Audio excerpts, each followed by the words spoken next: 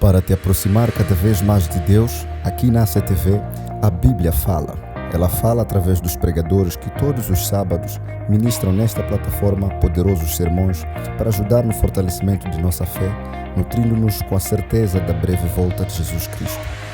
Pregadores nacionais. Bom dia, onde quer que o estimado irmão esteja.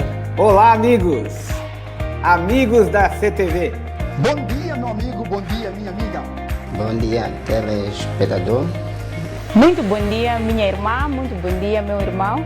Aqui na ACTV, como de sempre, temos mais um culto online. Bom dia, igreja. Bom dia a todos os irmãos, as irmãs nesta manhã. E internacionais. Shabbat Shalom. Que bom, queridos amigos e irmãos de Moçambique, estar aqui com vocês. Olá, amigos. Eu quero trazer a minha saudação diretamente de Brasília, capital do Brasil. Olá, povo de Deus, que prazer estar aqui com vocês. Eu sou a Darcy Bizan, apresentadora da revista Novo Tempo. Olá, bom dia, Moçambique, tudo bem com vocês? Olá, meus irmãos de Moçambique. Bom dia, queridos amigos de Moçambique. Todos se unem para dizer que mesmo estando num mundo decaído, a Bíblia fala.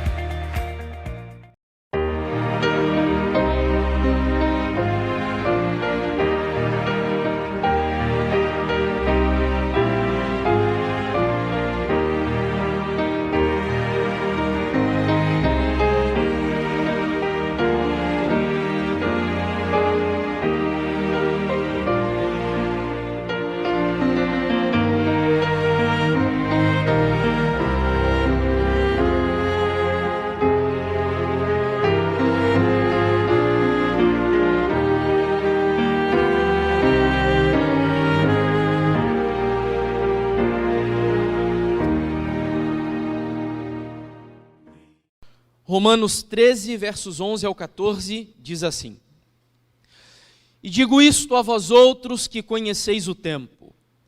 Já é hora de vos despertardes do sono, porque a nossa salvação está agora mais perto do que quando no princípio cremos. Vai alta noite, vem chegando o dia.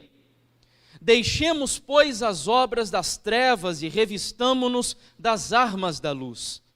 Andemos dignamente como em pleno dia, não em orgias e bebedices, não em impudicícias e dissoluções, não em contendas e ciúmes, mas revesti-vos do Senhor Jesus Cristo e nada disponhais para a carne no tocante às suas concupiscências.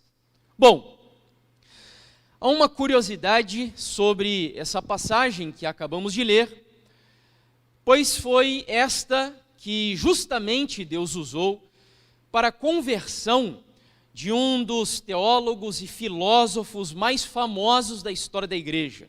Eu me refiro a Agostinho de Hipona. Para quem não o conhece, Agostinho foi pai da igreja cristã que viveu no quarto século, obviamente depois de Cristo. Filho de uma mulher bastante devota, piedosa, chamada Mônica. Mas ao longo da sua vida, Agostinho se desviou dos caminhos do Senhor e passou então a perambular por uma série de correntes filosóficas que eram bastante famosas naquela época. Porém, depois de não satisfazer os anseios mais profundos da sua vida, Agostinho passou a ouvir as pregações de um orador muito poderoso e famoso, bispo da igreja de Milão, chamado Ambrósio. Era um homem que tinha uma oratória fenomenal. E Agostinho se sentiu atraído pelas pregações dele. E pouco a pouco passou a sentir o desejo de conhecer mais o Evangelho. Porém, Agostinho adiava sempre a sua entrega completa para Deus. Era um homem que tinha uma vida promíscua, uma vida mundana, frequentava prostíbulos, vivia uma vida completamente boêmia. Até que um dia, visitando a casa de um amigo em Milão, angustiado, buscando respostas para os dilemas da sua vida, ele decidiu ir até um jardim que ficava ao lado dessa casa. E então, ele ouviu a voz de uma criança, diz ele, contando na sua própria biografia, um livro famoso, um clássico do cristianismo, chamado Confissões. Ele ouviu uma criança, não lembra se uma menina ou um menino, dizendo toleleg, toleleg, que em latim significa toma e lê, toma e lê. Ele ficou incomodado com isso, acreditava que não era algo casual e entendeu que era Deus dando uma mensagem a ele. Quando então ele decidiu ir para o outro lado do jardim, onde há poucos instantes ele havia jogado um manuscrito.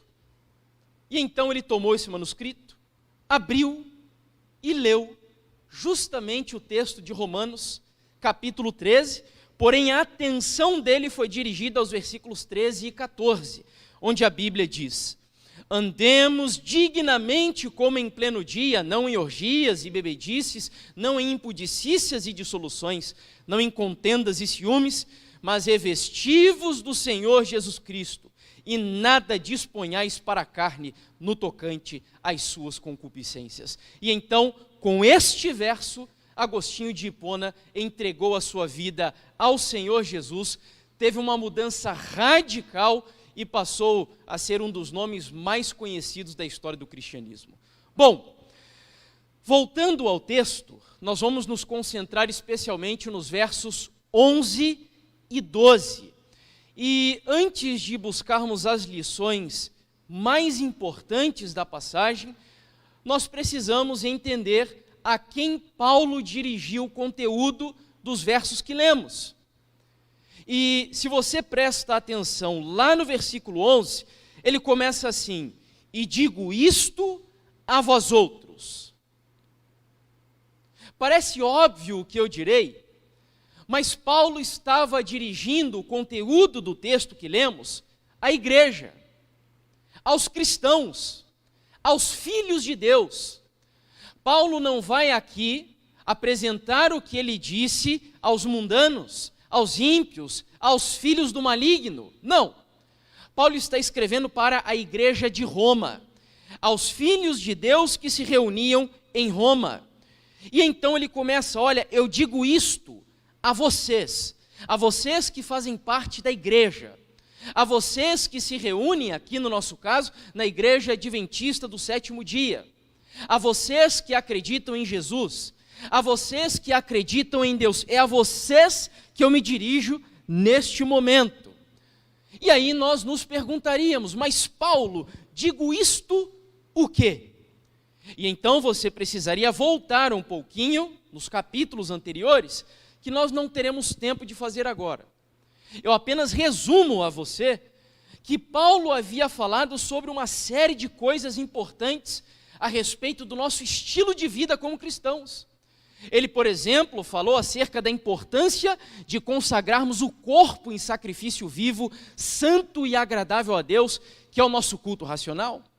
Algo importantíssimo em épocas onde ouvimos cada vez mais o clichê e o senso comum, onde dizem meu corpo e minhas regras. Além disso, ele fala sobre a renovação da mente, não nos conformarmos com os pecados que predominam neste século. Paulo também vai falar acerca da importância de usarmos corretamente os nossos dons espirituais. Fala acerca das virtudes cristãs, entre as quais a primeira delas é o amor ao próximo.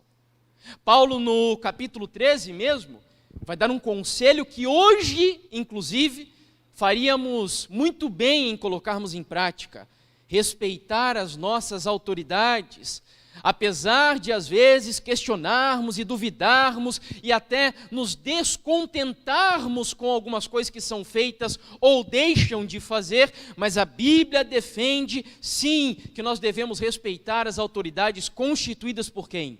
Por Deus, pagar os nossos impostos, não sermos estelionatários e por aí vai. E finalmente ele conclui, trazendo novamente à tona a importância do amor. Então, nesse contexto, onde Paulo trata sobre a importância de uma vida piedosa, uma vida santa, ele vai dizer para você, Leandro, para você, Marcelo, para a Irene, para o Jefferson, para a Nelma, para você que nos acompanha em sua casa, ele diz assim: olha, tudo isso de vivermos um cristianismo santo, piedoso, puro e verdadeiro, eu digo isso para você. E agora, voltando para o texto, nós vamos à primeira lição que eu quero trazer aqui nessa manhã.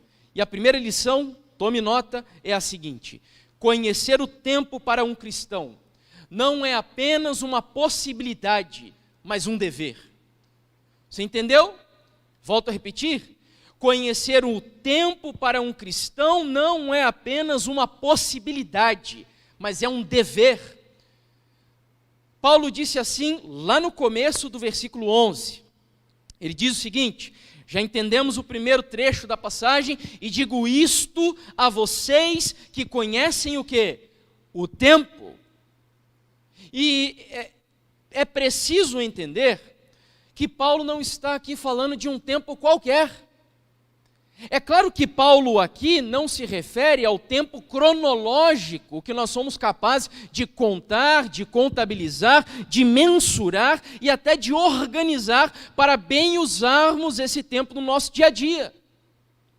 Muito embora isso seja importante, a Bíblia fale sobre o bom uso do tempo. Porém, não é sobre esse tempo que Paulo fala aqui. O termo que Paulo escolheu é a palavra kairon, do idioma original, o grego koiné, usado por ele e por outros do Novo Testamento, que traduzindo literalmente seria um tempo definido, um tempo fixo ou uma época crítica da história da humanidade ou da história da igreja. Em outras palavras, Paulo, parafraseando, é como se estivesse dizendo assim: e digo isto a vocês que conhecem o tempo do fim, que estão vivendo nos últimos dias, que estão presenciando as últimas cenas da história da humanidade. É com você que Paulo está falando. E ainda, voltando à primeira lição que eu mencionei, que nós tiraríamos do texto, Paulo, ele nem coloca aqui a possibilidade de um cristão não conhecer o tempo que vive. Você percebeu isso no texto? Lembra que ele está escrevendo para a igreja?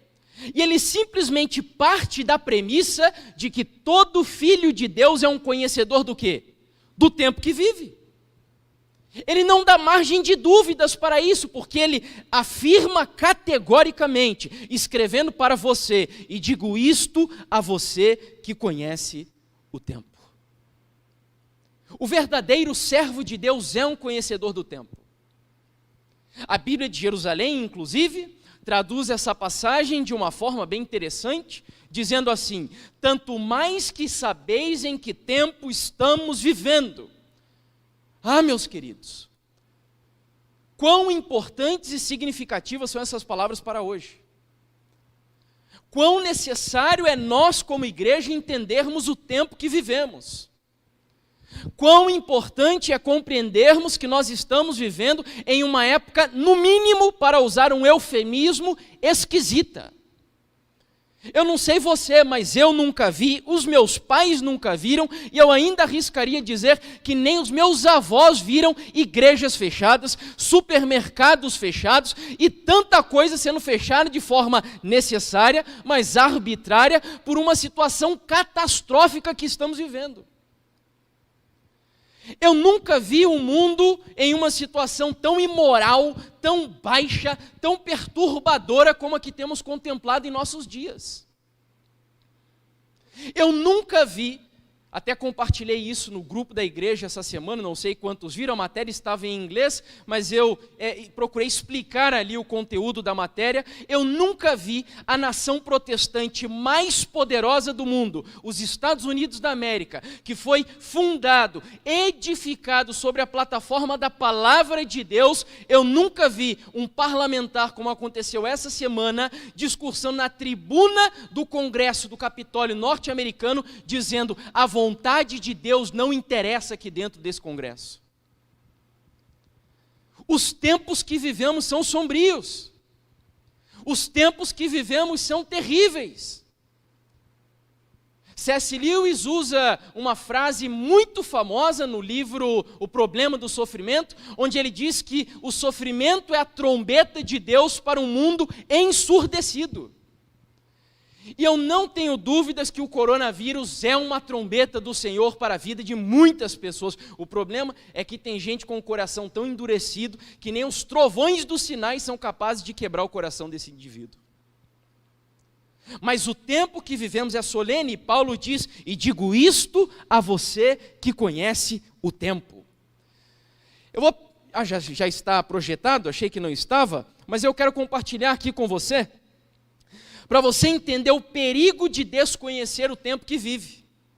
Ellen White, comentando acerca do dilúvio, diz assim: conquanto ninguém saiba o dia ou a hora de sua vinda, somos instruídos quanto à sua proximidade, e isto nos é o quê? Exigido saber. Demais, é-nos ensinado que, desatendendo à advertência, ou recusar saber a proximidade do advento do Salvador, ser-nos-á tão fatal como foi aos que viveram nos dias de Noé, o não saber quando viria o dilúvio. É assustador quando eu vejo pregadores, quando vejo cristãos dizendo que essa é só mais uma pandemia, assim como foi a peste negra, assim como foi a gripe espanhola e tantas outras coisas da história aqui do nosso planeta. Mas, queridos, diz aqui a serva do Senhor que recusar saber a proximidade do advento do Salvador pode ser fatal. Para você entender, no dia 13 de novembro do ano de 1985, o vulcão Nevado del Ruiz, em Armero, na Colômbia, entrou em erupção. Nessa catástrofe morreram cerca de 22 mil pessoas. O jornalista colombiano chamado Rodolfo Rodríguez Calderón escreveu um artigo que foi publicado no jornal El Espectador da Colômbia com o título Um Desastre Anunciado. E nesse artigo, ele vai defender a tese de que essas pessoas poderiam ter sido salvas se prestassem atenção nos sinais. E ele passa a listar uma série de sinais que poderiam servir para chamar a atenção das pessoas que viviam na cidade de Armero. O primeiro deles, 11 meses antes do desastre, a montanha já estava fumegando. A cobertura de neve que tinha na montanha se converteu em gelo por causa do calor intenso.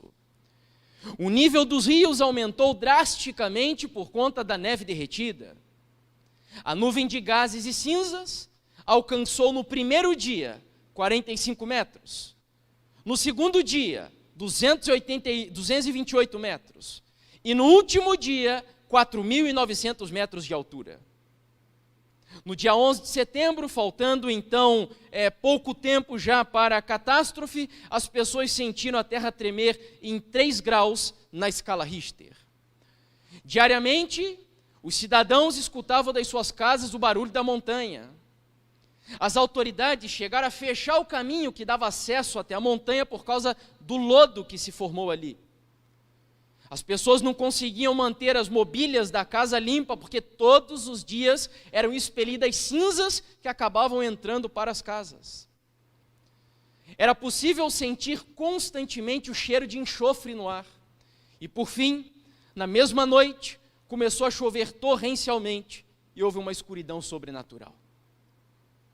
Para adicionar o drama, um irmão adventista chamado Guilardo Rojas, eu inclusive conheci uma pessoa que vive em Rondonópolis e que é conhecido desse irmão Guilardo, e ele me confirmou que essa história é verídica.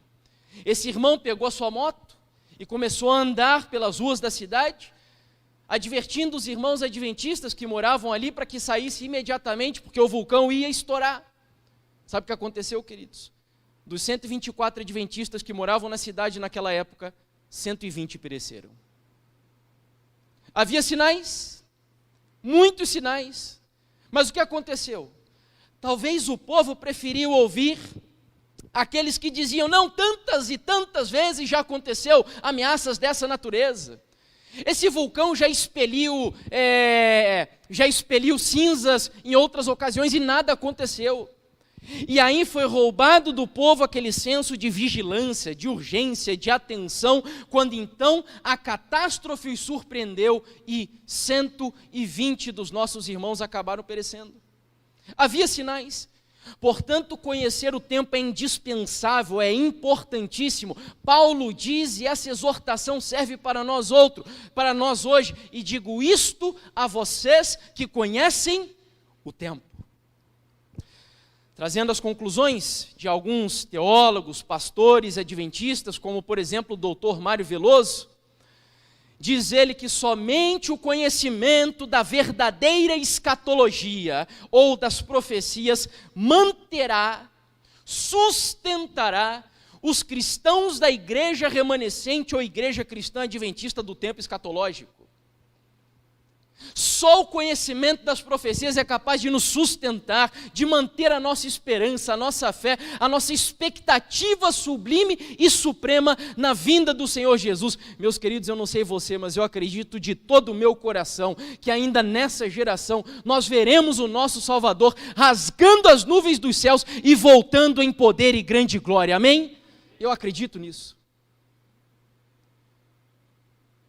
É importante o que o doutor Mário Veloso diz aqui acerca da verdadeira escatologia, porque tem muitos extremistas e fanáticos por aí também.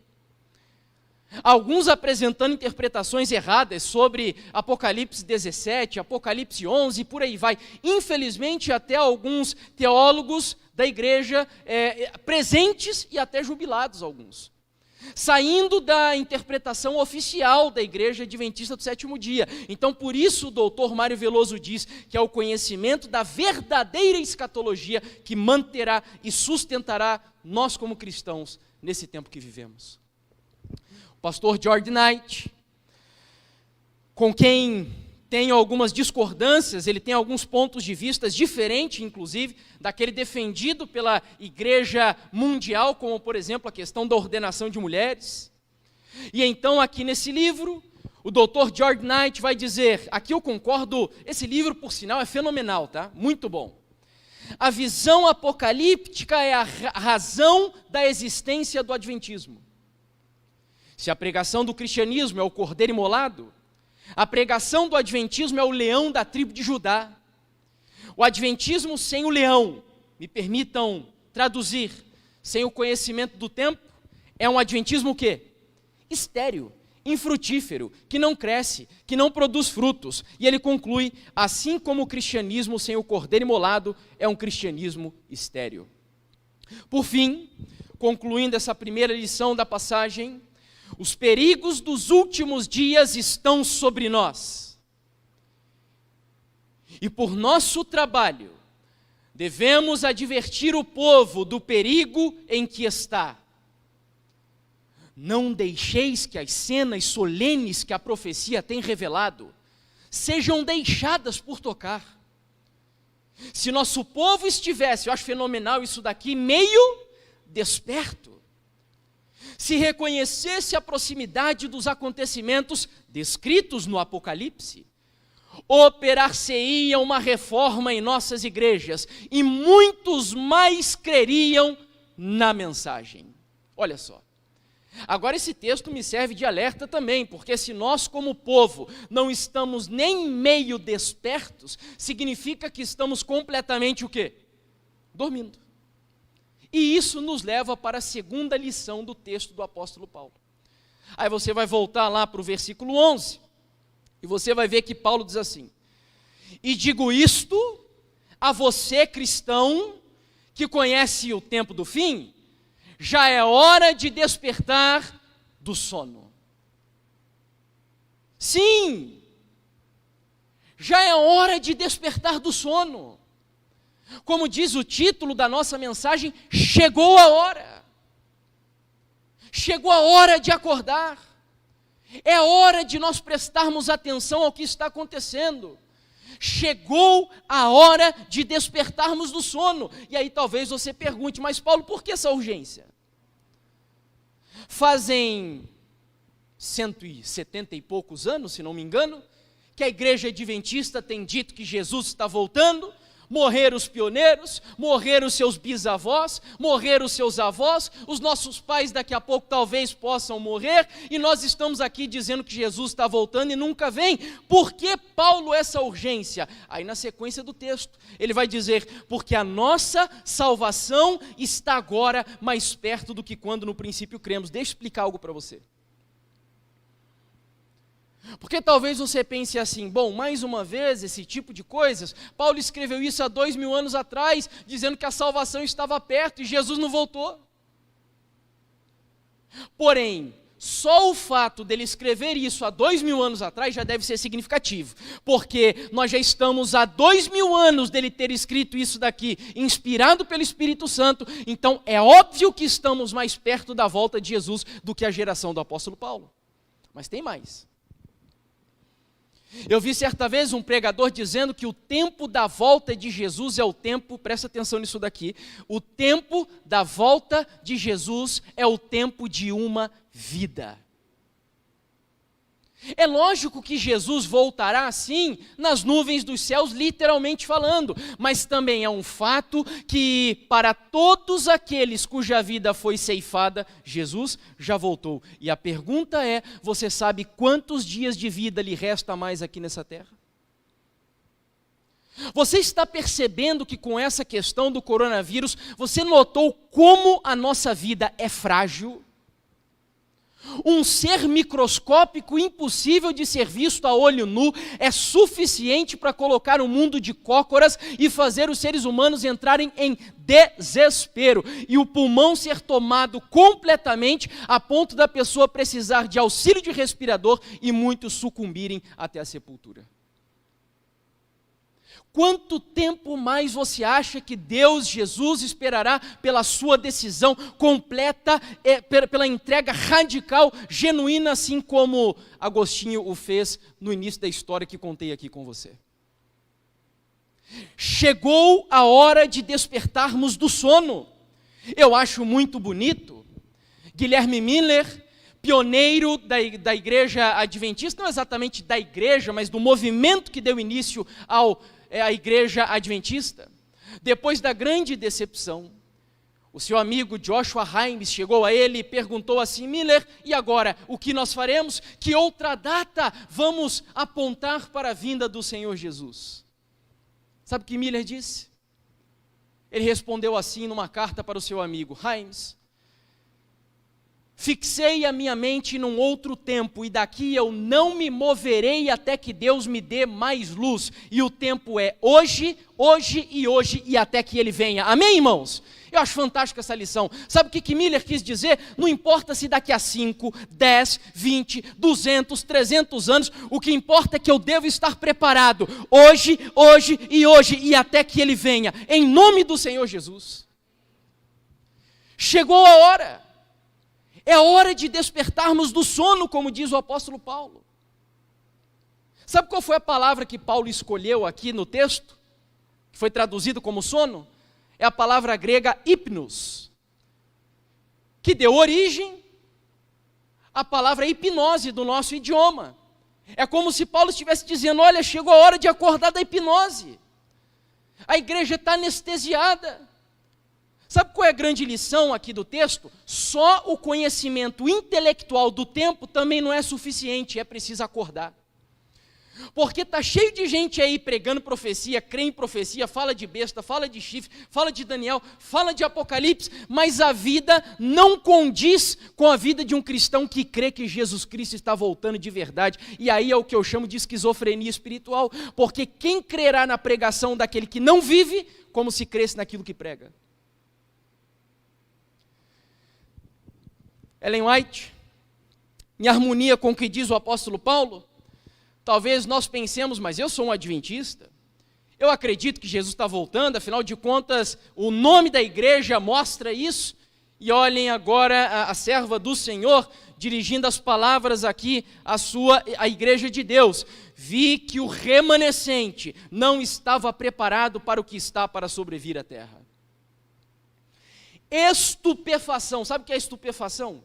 É uma dormência, uma paralisia mental. como letargia. Letargia é um sono profundo, uma apatia espiritual, parece possuir a mente da maioria dos que professam crer que estamos vivendo a última mensagem. E agora o parágrafo que para mim, olha, está muito bem encaixado no nosso contexto atual. O que ela diz aqui parece que saiu na Gazeta do Povo do início do ano passado, antes ainda na realidade. Porque foi uma antecipação. E ela diz assim: Satanás está trabalhando na atmosfera, envenena, e aí dependemos de Deus quanto à vida, nossa vida presente e eterna. Meus queridos, que verdade é isso daqui? Eu me recordo, acho que já falei isso aqui para vocês, da última vez que preguei, que quando eu ia com a Bruna para o hospital, para ela fazer a quimioterapia ali no HC, eu orava todos os dias pedindo: Senhor, tem misericórdia, porque eu estou saindo com a minha esposa de casa e nós estamos entrando num campo minado. Nós podemos usar máscara, podemos lavar as mãos, podemos usar álcool gel, podemos manter o afastamento social, podemos fazer tudo, tomar vacina, injeção, remédio, seja lá o que for, mas se não for Deus cuidando da nossa vida, nós estamos perdidos. Na situação em que estamos, devemos permanecer inteiramente alerta, totalmente devotados, convertidos e consagrados a Deus por completo. Mas parece que estamos paralisados, diz ela. Deus do céu, desperta-nos, diz a serva do Senhor. É um apelo. Meu Deus, nos acorda, Senhor. Acorda o teu povo, me acorda. E deixa eu explicar algo para você aqui. Nenhum de nós estamos fora dessa exortação. Se você prestou atenção no livro de Romanos, quando Paulo diz: e digo isto a vocês que conhecem o tempo, ele não separa em grupos os que estão acordados e os que estão dormindo. Todos estamos dormindo. Na parábola das 10 virgens, quantas virgens dormiram? Todas. Ah, mas tinha um grupo que tinha azeite, tinha um grupo que não tinha azeite, não interessa, mas todas as virgens dormiram. Sabe o que significa? De alguma forma, toda a igreja está dormindo. E por isso Paulo diz: chegou a hora de acordarmos, de despertarmos do sono. É claro, e eu já imagino que você tenha entendido, que Paulo não está aqui falando do sono físico, do sono literal, natural, que é o descanso, o repouso. Não. Paulo tampouco está falando aqui do sono metafórico, que nós como adventistas conhecemos bem, que é o sono da morte. Paulo está falando, e olha só que interessante, você sabe que Paulo viveu no mundo greco-romano, que apesar de ser liderado pelo Império Romano, a cultura era grega. Os gregos dominaram a cultura daquela época, é o que os estudiosos chamam de helenismo.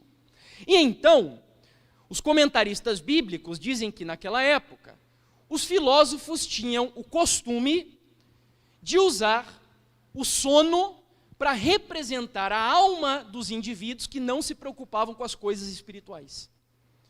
Então, Paulo toma algo daquele contexto, daquela cultura, e traz isso para o contexto da igreja.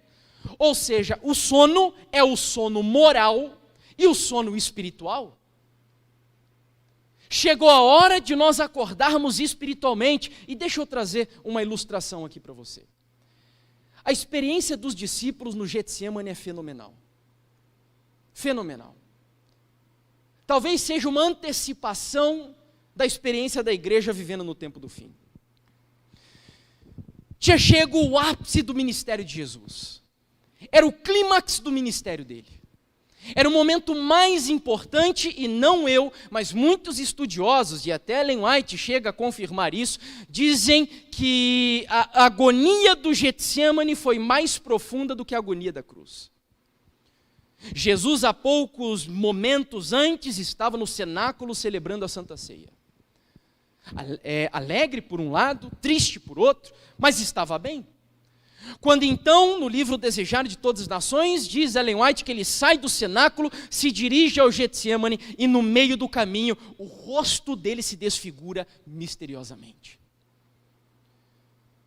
O corpo dele fica tão enfraquecido que ele chega a cambalear, estava a ponto de cair no chão, quando então os discípulos o sustêm, porque senão talvez Jesus tivesse ficado por ali mesmo. Era o clímax do ministério de Jesus. Todos os demônios estavam confederados para pressionar e fazer o Filho de Deus enxugar o sangue da sua cabeça, pegar aquela taça, jogar para o lado e dizer: eu não quero saber mais desse sofrimento, que cada um de vocês paguem pelo que vocês fizeram. Era o clímax. O momento mais angustiante, o mais sombrio. Querido, se você estuda a Bíblia, o livro Desejar de Todas as Nações, foram inúmeras as vezes que Jesus foi para jardins e montes orar com os discípulos, e enquanto ele passava a madrugada orando, os discípulos estavam dormindo, e Jesus deixava. Só que dessa vez, a angústia era tão grande, tão profunda, que pela primeira vez, ele pediu para os seus 3 amigos mais chegados passarem a noite orando com ele. Mas os discípulos não estavam entendendo que era um momento de agonia. Os discípulos não entenderam o tempo que eles estavam vivendo. Eles não entenderam, não tinham discernimento espiritual para compreender que a batalha entre o bem e o mal chegou no ápice. E quando eles deveriam vigiar, enquanto Jesus enfrentava a prova orando e vigiando, os discípulos enfrentavam a prova fazendo o quê? Dormindo num sono profundo. É a experiência perfeita. Enquanto o clímax da batalha estava ali no seu ápice, os discípulos estavam brigando e disputando para saber quem seria o maior do reino dos céus. Será que vemos isso hoje na igreja? Enquanto nós estamos vivendo no fim, no tempo do fim, vivendo o momento mais angustiante da história da humanidade, quantos estão disputando cargos eclesiásticos dentro da igreja? Ah, porque eu quero ser ancião, porque eu quero ser diretor daqui, brigando entre um irmão e outro e tal. Chegou a hora de despertarmos do sono. Não troque aquilo que é essencial por aquilo que é bom. É o que diz o apóstolo Paulo.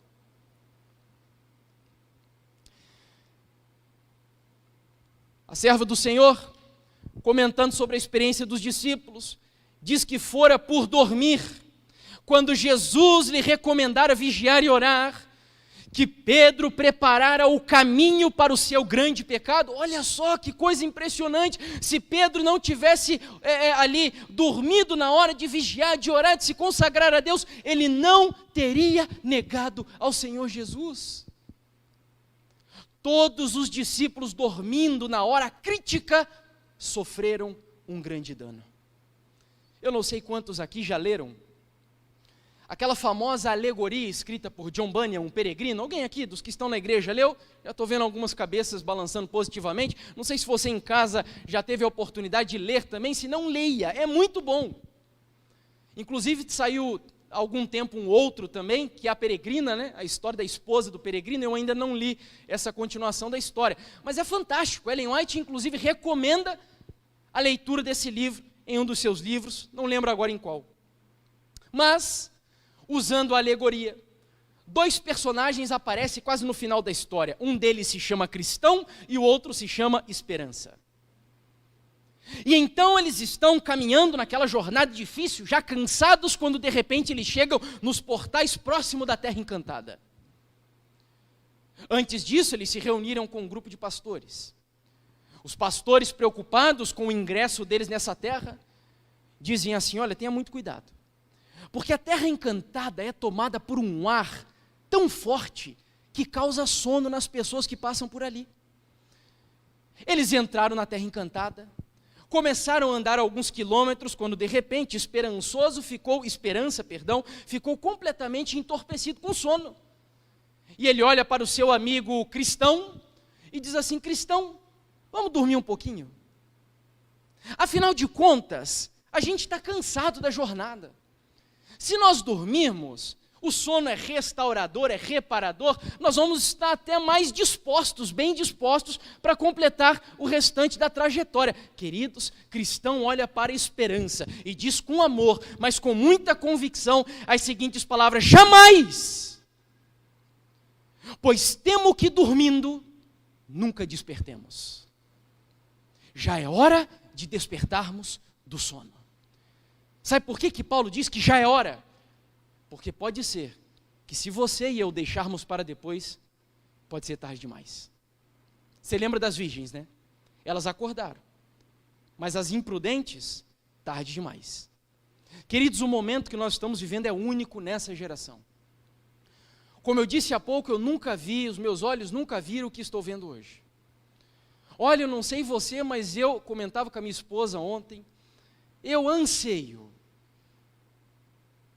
tenho profundas saudades de ver essa igreja cheia e louvando o nome de Deus aqui, ecoando pelas abóbadas aqui da igreja e latejando no nosso coração cânticos de louvor ao nome do nosso Deus. Mas sabe, será que isso vai voltar? Eu não sei.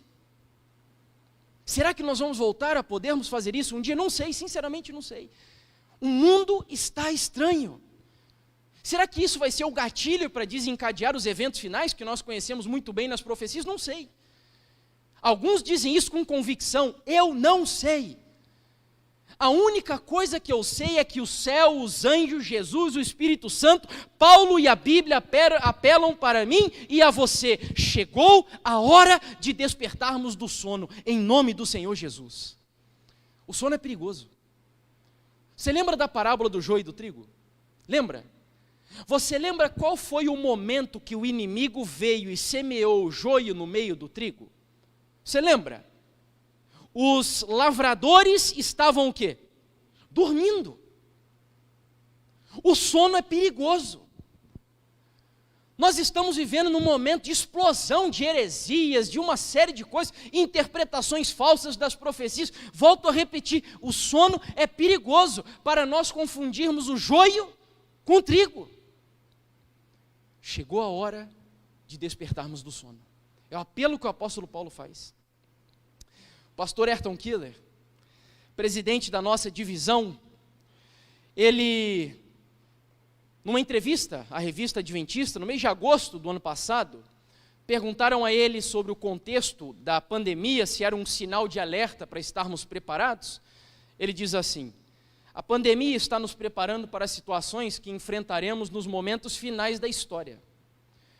Precisamos encará-la de maneira positiva e pedagógica, apesar de todas as consequências negativas.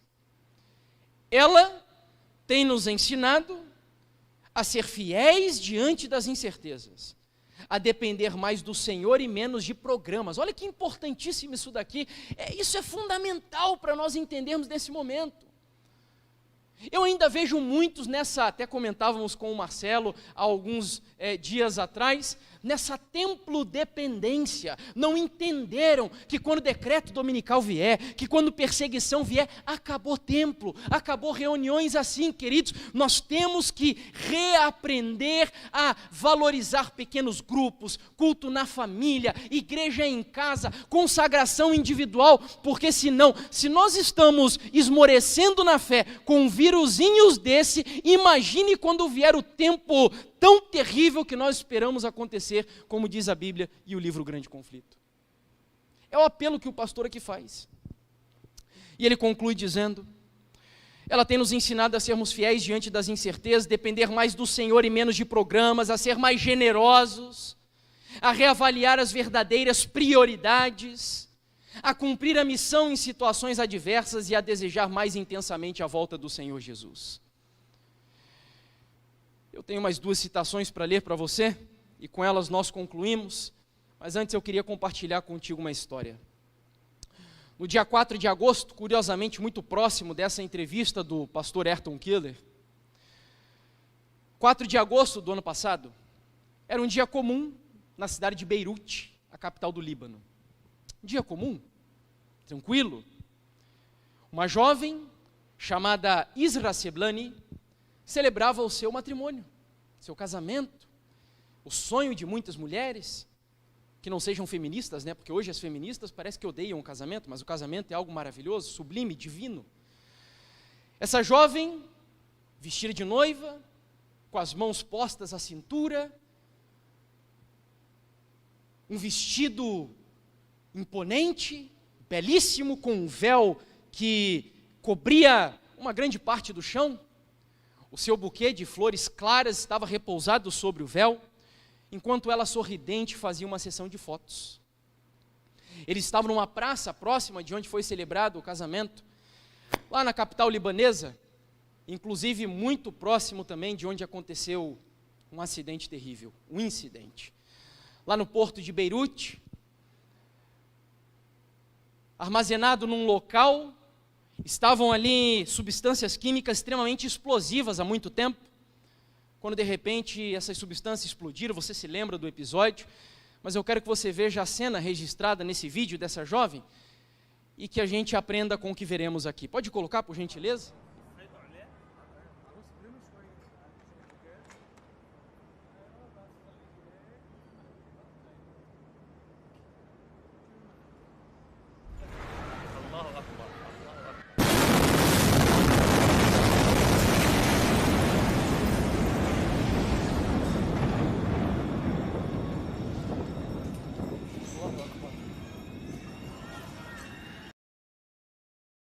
Chegou a hora de nós acordarmos, como diz o apóstolo Paulo. Eu concluo com as duas citações aqui que disse a vocês, queridos, essa daqui quando eu li me fez tremer. O que direi a fim de despertar o povo remanescente? Foi-me mostrado que estão diante de nós cenas terríveis. Satanás e os seus anjos estão a reunir as suas forças para lançar-se sobre o povo de Deus. Sabe que se eles dormirem um pouco mais, está seguro quanto a eles, porque é certa a sua destruição. Que em nome de Jesus, o Senhor Deus tenha misericórdia da alma e da vida de cada um de nós. E por fim, comentando sobre a famosa parábola das 10 virgens, creio eu que esse texto também tem uma lição importantíssima para o contexto que estamos vivendo. Numa crise é que o caráter é revelado. É muito fácil quando nós, como cristãos, vestimos a nosso terninho, a nossa saia, a nossa roupa bonita, viemos aos sábados ou às quartas, aos domingos, cantamos, louvamos, estamos aqui junto com outros na presença de Deus, não somos perseguidos, não temos dificuldades, não temos impedimento, mas é numa crise que o caráter é revelado. Quando a voz ardorosa proclamou à meia-noite, aí vem o esposo sair ao seu encontro. E as virgens adormecidas ergueram-se de sua sonolência, foi visto quem fizera a preparação para o evento. Um dos grupos foi tomado de surpresa, é isso que está dizendo o texto? Não, ambos os grupos foram tomados de surpresa. E aí, eu não sei você, mas eu sou muito sincero com você, que eu nunca esperava que algo dessa natureza que estamos enfrentando fosse acontecer nessa época. Eu estava preparado para um decreto dominical, talvez para um terremoto, alguma coisa assim dessa natureza, mas queridos, toda a igreja foi surpreendida com isso que estamos enfrentando aí. Todo mundo. Nenhum cientista, inclusive preguei sobre isso quarta-feira no grupo da igreja lá no Zoom, nenhum cientista, nenhum historiador, nenhum profeta, nenhum grande sábio, nenhum astrólogo, ninguém foi capaz de prever o que estamos enfrentando hoje. Toda a igreja foi pega de surpresa. Segue o texto, porém, um estava preparado para a emergência e o outro não. Assim, agora, olha só que frase, uma calamidade repentina e imprevista, alguma coisa que põe a pessoa face a face com a morte, mostrará se há fé real nas promessas de Deus.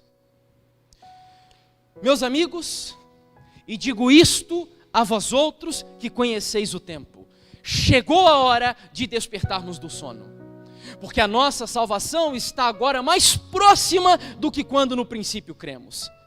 Vai alto dia e vem chegando a noite. Deixemos, pois, as obras das trevas, diz o apóstolo Paulo, e andemos revestidos de luz. Esse é o apelo. Não há mais tempo de nós ficarmos aí desperdiçando com coisas secundárias. Volto a repetir, não precisa ser necessariamente mal.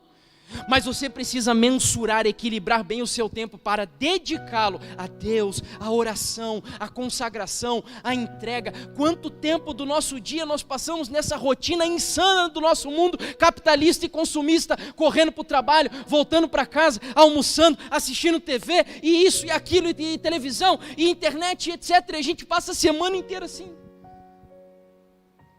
Chegou a hora de despertarmos do sono. Nós estamos chegando não na terra encantada, como cristão e esperança.